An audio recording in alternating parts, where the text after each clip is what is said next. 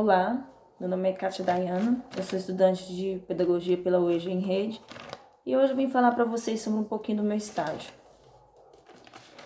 e sobre o trabalho docente na educação em tempo de pandemia, a relação entre o cuidar e o educar.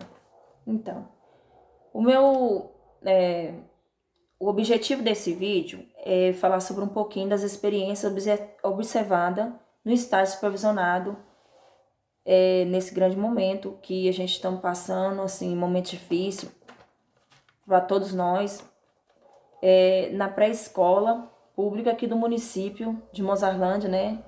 É a Dona Nina, a creche Dona Nina. E observando, eu pude perceber que com essa mudança da pandemia, comportamento, atrelada direta ou indiretamente, houve mudanças radicais em todas as esferas que envolvem o ser humano. E com a educação não foi diferente. As escolas estão se adaptando, né, ao novo modelo da realidade, a nova realidade.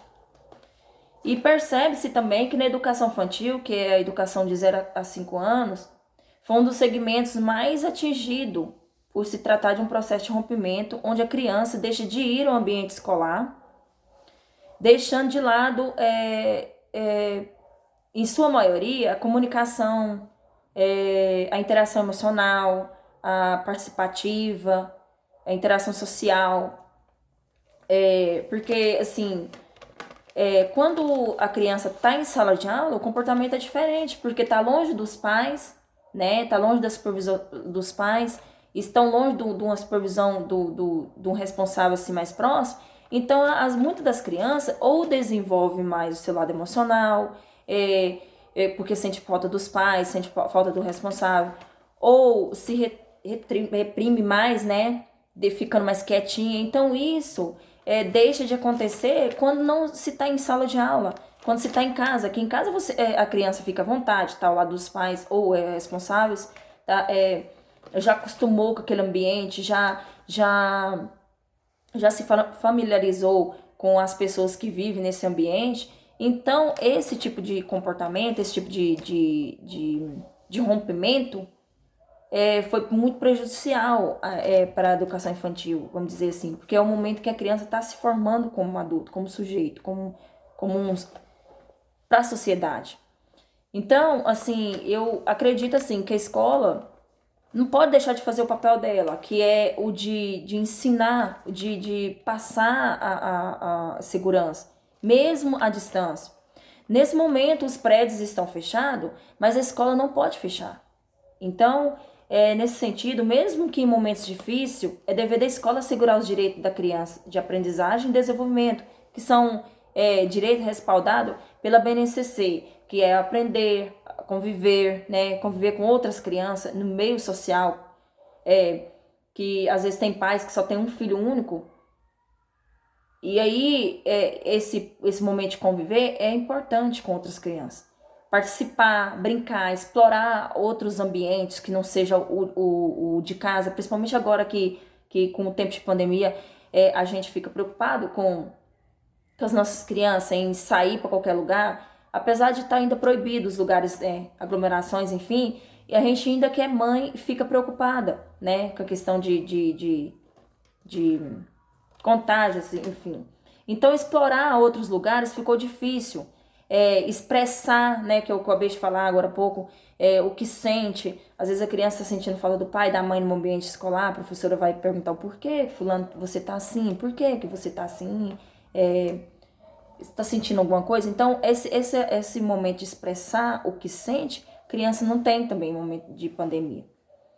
E conhecer-se, porque às vezes a pessoa, os pais só passam aquilo que em casa. Quando se vai para a escola é diferente, que a criança conhece várias outras crianças de vários outros modelos, assim, vamos dizer, de outras. E aí, isso tudo está sendo perdido com a questão da aula remota. Porque, querendo ou não, é diferente. E como cuidar e educar essas crianças? Eu fiz essa pergunta. Como cuidar e educar essas crianças de forma remota? Bebê, por exemplo. Uma criança aí de 2 anos, por exemplo. Como fazer uma atividade não presencial para uma criança de 2 anos. Como fazer com que essa criança expresse, que sinta o que tá se passando, a estimular essa criança a fazer pergunta, a ser crítica, a se desenvolver? Então, isso é uma pergunta muito difícil, que assim, no começo a gente não tem uma resposta precisa. É preciso de uma forma, agir de forma coletiva, de uma forma que a gente possa levar em consideração todo esse contexto social que a gente está passando, né? Porque a dupla função da escola de educar e cuidar, ela não pode ser deixada de lado. Ela jamais pode ser deixada de lado. E isso implica o respeito, né, às especificidades dessa fase tão singular, que é o desenvolvimento do ser humano, que é o início, né, da fase adulta.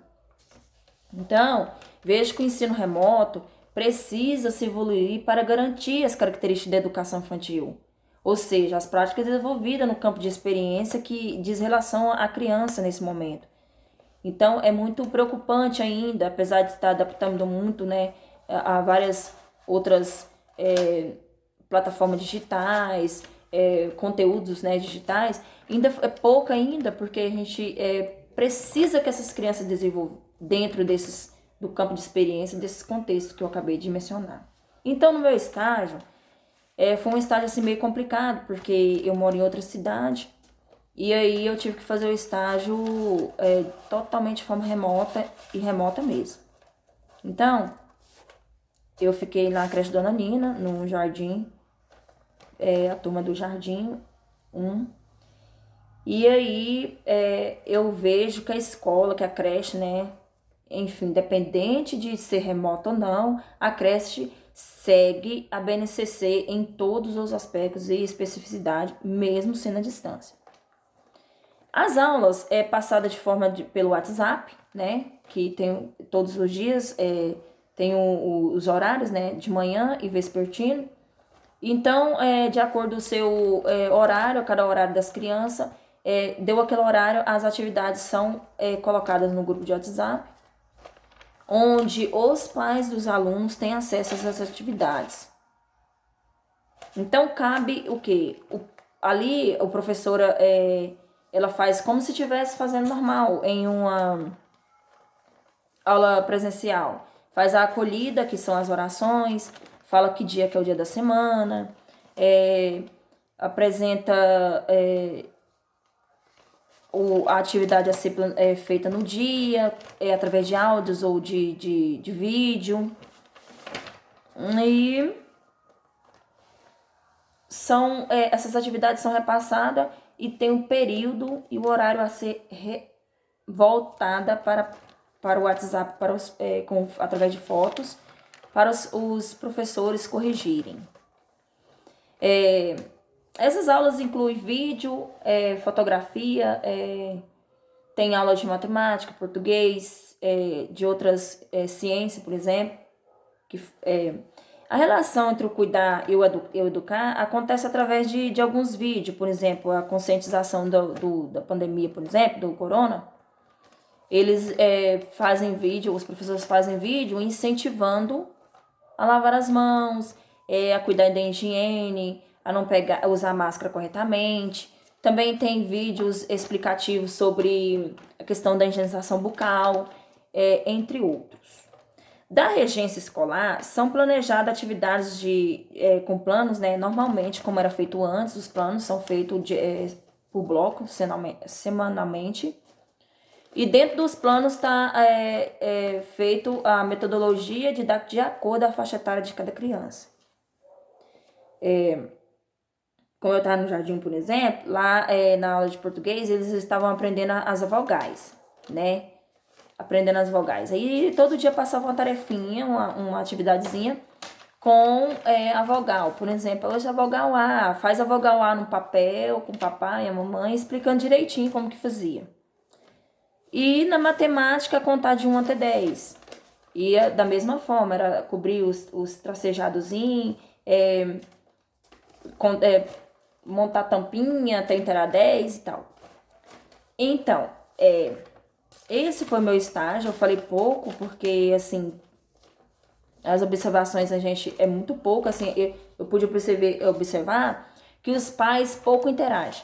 Os pais nunca têm tempo, tem aluno que nunca mandou atividade, tem o professor passa atividade ali ninguém não pergunta como é feito, ninguém não manda, os que mandam também são poucas pessoas, e fica estagnado, naquele paralisa ali, e por ali fica mesmo. Então, assim, apesar, né, de ser foi um estágio, desculpa, apesar de ter sido um estágio remoto, foi muito gratificante, eu pude aprender muito, eu pude me evoluir tanto na questão prática, como na questão,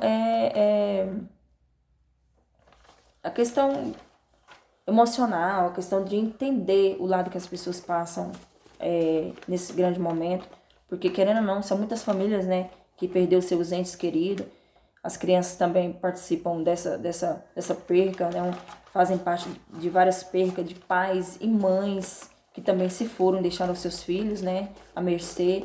A gente entende muito isso, a gente lamenta essas perdas, né, que foram bastante. E apesar de tudo isso, eu aprendi bastante com o estágio e fico muito feliz e saio com a conscientização que a gente nunca pode deixar de morrer nossos sonhos e que como futura professora, ou tendo apoio ou não, eu preciso e quero nunca deixar de regar esse jardim, que são nossas crianças, o futuro do nosso país, à mercê e sem uma estrutura, sem um acolhimento, e porque é deles que a gente precisa e é o futuro do nosso país, e seja o que Deus quiser. E eu agradeço e espero que vocês todos tenham gostado e entendido um pouquinho sobre o meu estágio. Muito obrigada.